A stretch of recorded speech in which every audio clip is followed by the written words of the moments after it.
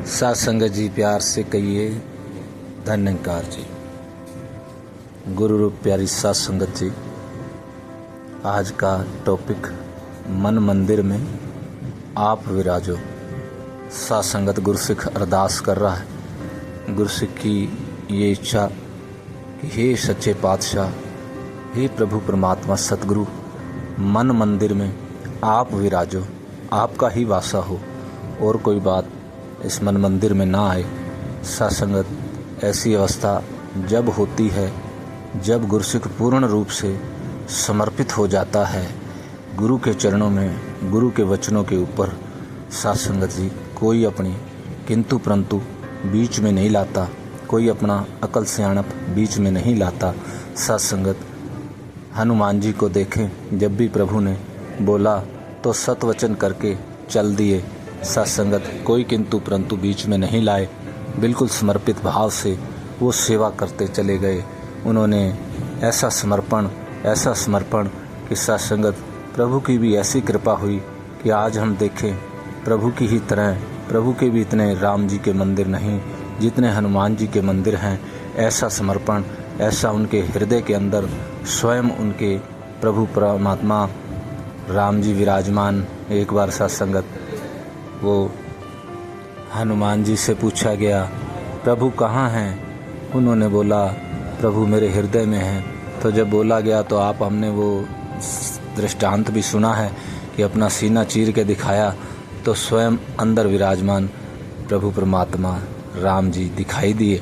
तो ऐसा समर्पण सत्संगत जब भगत का हो जाता है तो सत्संगत फिर प्रभु परमात्मा उसके हृदय में वस जाते हैं, उसका हृदय मंदिर बन जाता है, वो पवित्र जगह बन जाता है। क्योंकि सत्संगत उसकी अवस्था हमेशा प्रभु से कनेक्टिविटी होती है, हर वक्त इस रमे राम के साथ एकमिक होता है, इसके अतिरिक्त और कुछ नहीं सोच रहा होता।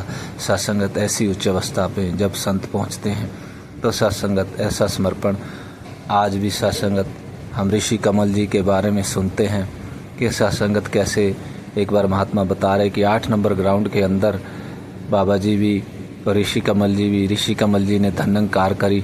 तो बाबा जी से कोई बात करना चाह रहे थे तो बाबा जी ने बोला कि मैं अभी आ रहा हूँ, और बाबा जी वहाँ से कोठी पर चले गए और सत्संगत वहाँ व्यस्त हो गए। काफ़ी समय निकला तो सत्संगत बरसात भी बहुत तेज़ आई, तूफान आया। तो बाबा जी जब लेटने लगे कोठी पर तो ध्यान आया कि मैं तो ऋषि कमल जी को वहाँ खड़ा करके आया था। बाबा जी तुरंत गाड़ी में बैठ के वहाँ तक गए तो देखा ऋषि कमल जी वो तूफान में वहीं के वहीं खड़े हुए हैं जहाँ गुरु ने खड़ा किया था। सत्संगत ऐसा समर्पण, कोई अपना अकल नहीं, कोई सियाणप नहीं। और जब बाबा जी ने बोला कि आने लगे मैदान के अंदर तो अपना सिर की पगड़ी ऋषि कमल जी ने खोल के, बाबा जी नीचे पाँव मत रखो, इस पगड़ी पे पाँव रख के आ जाओ, आपका पाँव कीचड़ में गंदा ना हो जाए। सत्संगत ऐसा समर्पण, ऐसा विश्वास, ऐसी भक्ति अपनी मैं बीच में कहीं भी नहीं कि बरसात आ गई अब मैं बाबा जी भूल गए होंगे, ना जी ना, कुछ भी नहीं। सत्संगत ये अवस्था सत्संगत एक ब्रह्मज्ञानी संत की। सत्संगत हम भी देखें क्या हमारी ये अवस्था है। सत्संगत ऐसा समर्पण जब इस अवस्था में गुरसिख की सत्संगत अवस्था हो जाती है तो फिर इसके हृदय में राम बस जाते हैं, स्वयं विराजमान हो जाते हैं। तो आओ सत्संगत हम भी अपनी कोई किंतु परंतु बीच में ना लाएं। तो सत्संगत हुजूर आगे ये भी कह रहे थे बाबा जी कि आज हम सभी संतों को खूब मान रहे हैं, गुरुओं को बहुत मान रहे हैं, प्रभु को बहुत मान रहे हैं, लेकिन प्रभु की नहीं मान रहे। उन्होंने कहा कि प्रभु को मानने वाले बहुत लाखों करोड़ों हैं, लेकिन प्रभु की मानने वाले बहुत कम हैं। और सत्संगत प्रभु जब रीझता है जब हम प्रभु की मानते हैं, यानी कि उनका वचन मानते हैं, तब सत्संगत लाभ होता है, तब गुरु रीझता है सत्संगत, तब ये रहमतें हमारे हिस्से में आती हैं। आओ सत्संगत ये प्रयास करें कि प्रभु को तो मान रहे हैं लेकिन प्रभु की भी माने और अपने जीवन के अंदर ये आनंद लाएं, ये खुशियाँ लाएं, तभी सत्संगत ये मन मंदिर बन पाएगा और इसके अंदर स्वयं नारायण का वास होगा।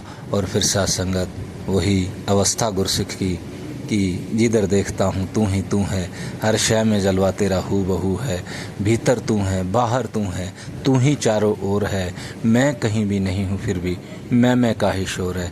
ऐसी अवस्था हम सब की बन पाए। यही अरदास प्रार्थना कि हे प्रभु मन मंदिर में आप विराजो और सब तरफ जिधर देखूँ बस आप ही आप नजर आओ। साथ संगत जी प्यार से कहिए धन्यकार जी।